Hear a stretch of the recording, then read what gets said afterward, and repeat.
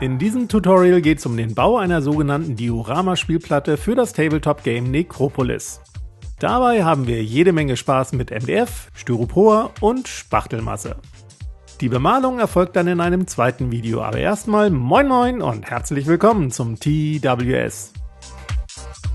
Die Idee zu diesem in Schichten gebauten Necropolis-Spielfeld hatte ich während der Arbeiten an meinem Spielplattenbuch bekommen. Aber weil darin irgendwann kein Platz mehr war, gibt's die Anleitung nun als zweiteilige TWS-Miniserie. Natürlich könnt ihr so eine Spielplatte für jedes Tabletop-System bauen, das auf kleinen Flächen gespielt wird, wie zum Beispiel Warcry. Wem übrigens das Spielsystem Necropolis nichts sagt, sollte mal im passenden Maga Potato Podcast Nummer 293 reinhören. Darin wird das Spiel des britischen Designers Peter Vigors, die grundlegenden Spielmechaniken und das düstere Setting ausführlich vorgestellt.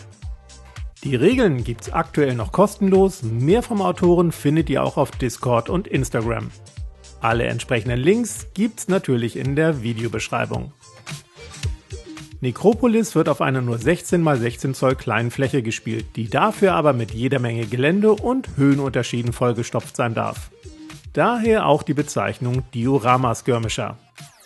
Ich habe mir im Baumarkt aus 5 mm dickem MDF eine entsprechende Platte zurechtsägen lassen und mit 1 cm dicken Leisten auf der Unterseite verstärkt. Warum sowas sinnvoll ist und wie ihr das im Detail nachbauen könnt, erkläre ich im oben verlinkten Video. Da ich Höhenunterschiede bis zum Spielplattenrand plane, möchte ich die Styropor-Außenseiten direkt mit MDF verstärken. Dafür reicht bereits 3 mm dünnes MDF, von dem ich mir 4 cm hohe Brettchen selbst zugesägt habe. Jedes Brettchen ist hierbei 3 mm kürzer als die Spielplattenseiten lang sind, damit man sie dort passgenau im Kreis anbringen kann. Hinzu kommen noch je 2 Holzleistenreste von 4 cm und von 1 cm Höhe für die Ecken. Auf den MDF-Brettchen markiere ich zunächst den Höhenverlauf von 4 cm zu 1 cm Höhenunterschied. Jeweils beginnend in etwa 8 cm von den Außenkanten. Den Überstand schneide ich der Einfachheit halber mit einem scharfen Cutter und einer Säge ab. Die Kanten werden dann noch mit Sandpapier glatt geschliffen, um dann auch schon die 4 Seitenteile fertiggestellt zu haben. Damit und mit Holzleim wird dann quasi ein Rahmen gebaut, den ich auf meine kleine Spielplatte klebe. Natürlich kann man die Brettchen auch etwas größer zuschneiden und sie dann von außen an die Platte kleben. Aber ich hab's halt so gemacht. Das ist dann auch schon die fertige Grundfläche, um nun weiterbauen zu können. Dafür nehme ich ganz normales Styropor aus dem Baumarkt. Genauer gesagt jede Menge ca. 14 cm breite Platten von 0,5 cm Dicke, die ich per Heißdrahtschneider zugeschnitten habe. Damit 8 dieser Platten von der Höhe her möglichst 4 cm am Spielfeldrand entsprechen, habe ich natürlich einen Test gemacht. Wobei 1 bis 2 mm Höhenunterschied auch nicht schlimm wären. Um mit diesen Platten nun ein plastisches Gelände zu bauen, müsst ihr quasi denken wie ein 3D-Drucker, der Schicht für Schicht druckt. Zeichnet dafür zunächst auf eure Platte die Umrisse eurer tiefsten Ebene ein. In meinem Fall ist das eine schmale Schlucht. Zupft dann die erste Styroporplatte grob entsprechend dieses Umrisses zurecht und klebt sie drumherum auf. Saugt die überschüssigen Kügelchen kurz ab und macht dann mit der nächsten Platte weiter. Dann wieder absaugen und mit der nächsten Platte fortfahren.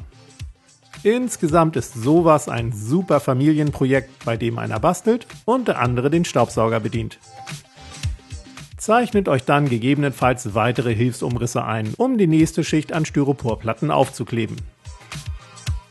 Schicht für Schicht arbeitet ihr euch so immer mehr in die Höhe, formt Wege, Schluchten und Podeste. Die MDF-Brettchen am Rand dienen dabei als Höhenorientierung. Testet auch immer mal wieder mit einer Miniatur, ob die Standflächen ausreichen und auch ob alles in der Höhe passt. Sobald ihr dann Hügel oder Treppen bauen möchtet, die nach oben hin immer kleiner werden, könnt ihr das jeweils untere Styroporstück als Schablone nutzen. Legt es einfach auf eine Styroporplatte und brecht und zupft dann dort den Überstand ab. Danach habt ihr eine identische Grundform, die sich dann weiter kürzen lässt, um zum Beispiel Treppen zu basteln.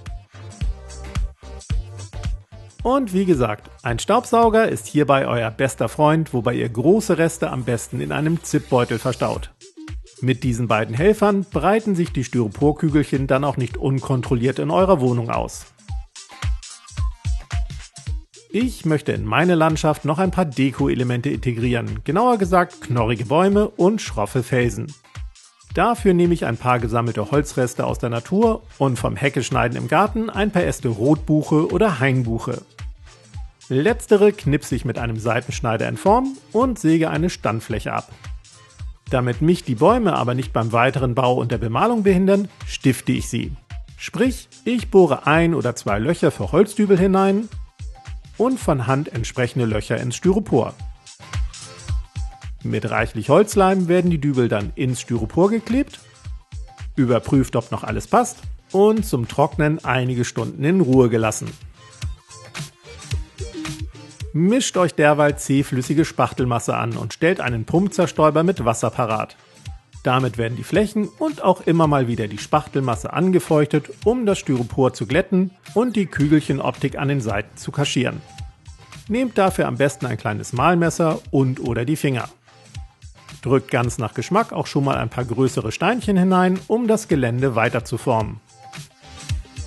Beim Verspachteln könnt ihr dann auch alle weiteren Deko-Elemente, außer den Bäumen, mit Holzleim aufkleben und mittels der Spachtelmasse mit dem Untergrund verblenden.